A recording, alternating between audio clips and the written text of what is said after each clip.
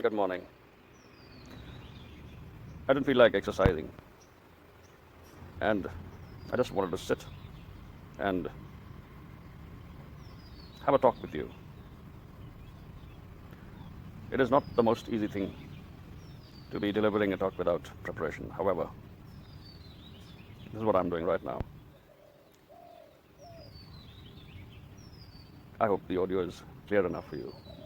You're able to hear the birds, you're able to see the sky, and you're able to see the reflection of the sun upon the leaves that the trees around. It is indeed a beautiful morning, slightly warm, but there is an overcast. It was raining yesterday, and there's moisture on the ground, and today it's going to be slightly humid, I'm sure. I want to talk about philosophy, and philosophy is the thinking about thoughts. There are times when you see the world changing all around you, just like the night changes into the day, the spring turns into the summer. Similarly, everything is in a state of flux. There may be a cyclic pattern to this, or maybe not. But this world is forever changing, that's for sure.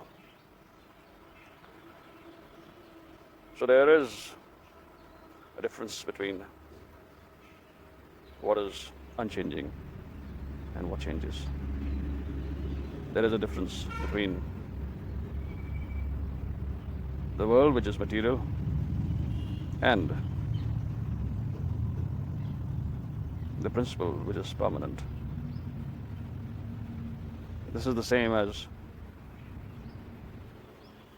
something that can be seen and touched, that exists in a form, and another aspect which cannot be seen and touched, which is not even thought, because even a thought can be estimated, ascertained, brought into reality eventually. So this is not even a thought. However, there is something which is unchanging, that cannot be touched, that cannot be seen, that one cannot tell about, just can experience. And presently, I am experiencing just that. So as you watch this, you might begin to wonder if I'm trying to preach something to you. No, that is not my intention. I don't want to preach anything. I just want to project my point of view. What good becomes of this point of view? Why waste time? Well, that is exactly the moot point here. Time cannot be wasted because at the moment I am with the principle, which is formless. And because it is formless, it is not governed by the principle of time management. For the reason, because the moment we start applying the concept of time to this principle becomes invalidated. So if we allow our minds to become free and not invaded by the pressures of time, we will be able to experience this principle which cannot be touched, which cannot be felt, which cannot be spoken of, but can just be experienced. And in brief, if you are able to experience this principle can be called the Supreme Truth, the Nitya Satya, the Supreme Lord, Paramatma, Allah, God, Brahman, whatever name the humans have traditionally given this principle, we can call it. Now, is it very important that this basic idea of existence, in which there is a differentiation between things that have a form and name and an aspect which is not governed by these features, that is the principle that I was talking about. These two, the material and the permanent, these form the world, and whenever we are in a state where we can reflect, where we can introspect, can we separate these concepts in our minds and be, for some time, with the principle which is permanent, which is formless, which is timeless. And that is known as meditation. So there was this gentleman, an elderly Sikh gentleman, who used to be my neighbor once upon a time. I was a small boy then. There would be people coming from all over the place to seek his blessings, for he was supposed to be a God-realized person.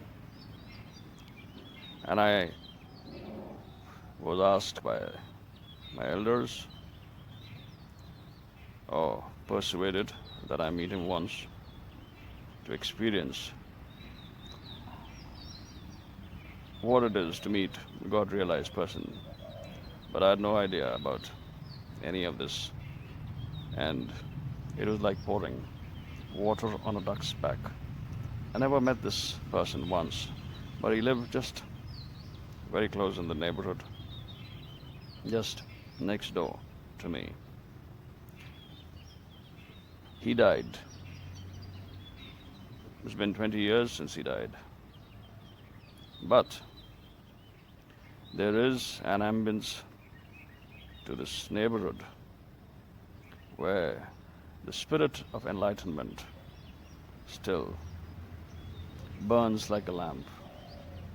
And all one has to do is simply sit over here in this peaceful ambience, allow the mind to relax, get away from any concept of time management. Believe truly in the heart that there is no another day, there is no another hour, there is no another year. Just stay right here and experience the beauty of the moment.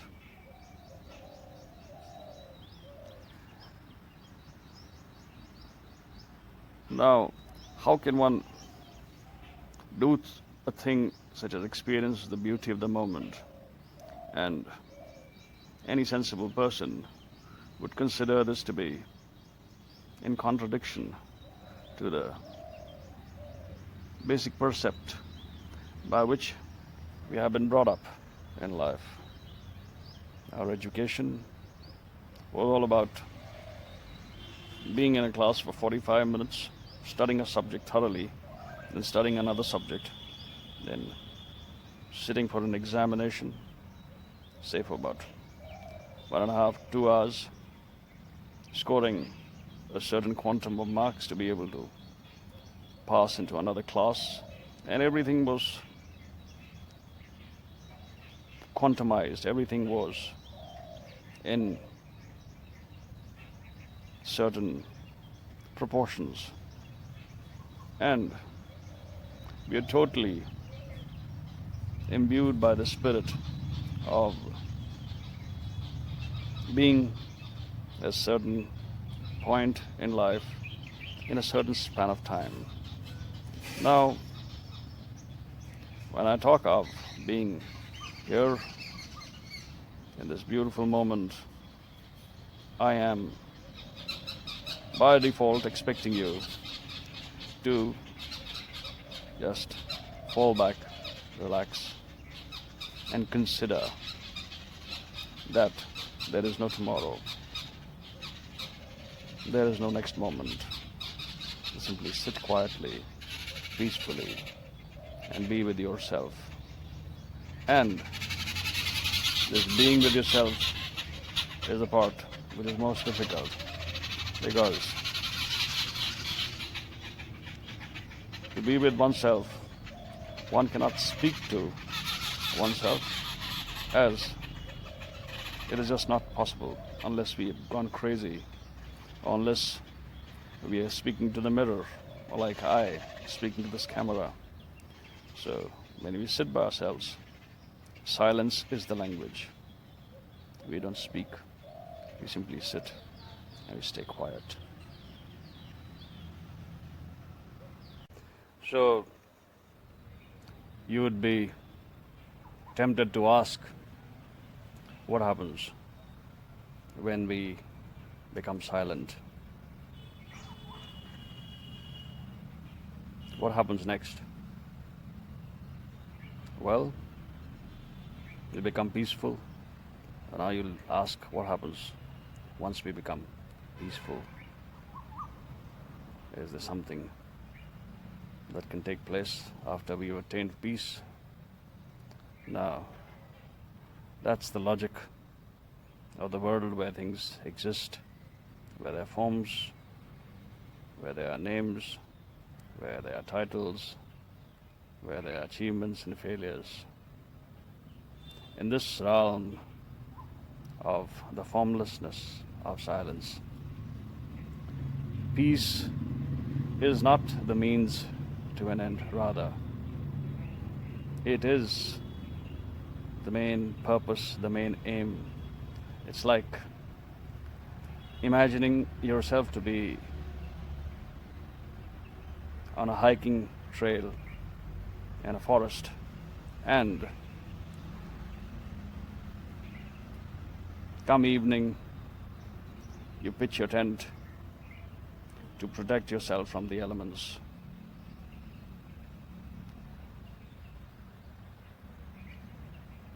It is imperative that you pitch a tent on time. But suppose you've not been able to pitch the tent, you'll still be able to sleep with the elements. You'll be able to witness the arch of the night sky with all the beautiful stars up above. You'll be able to smell the grass below. And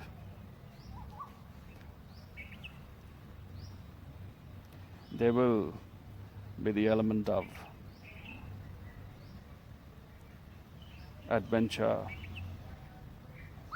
the aura of being in a remote area with wild animals around and being at your element. So that's very interesting.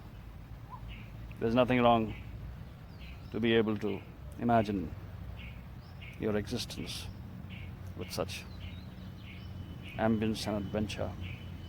And this is exactly what peace is all about. There will be adventure, there will be an ambience, yet you will be with the principle that governs all this. You'll not be trapped by the security of a tent, which is the material dimension of our existence. There is something beyond this material dimension.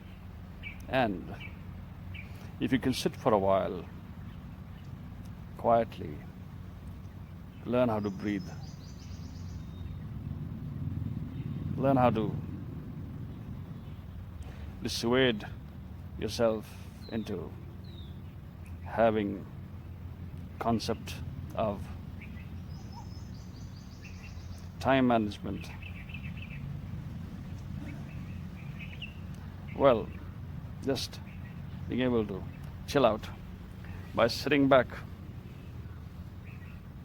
well, you will achieve a lot of peace. if you know what I mean. So see you until my next video.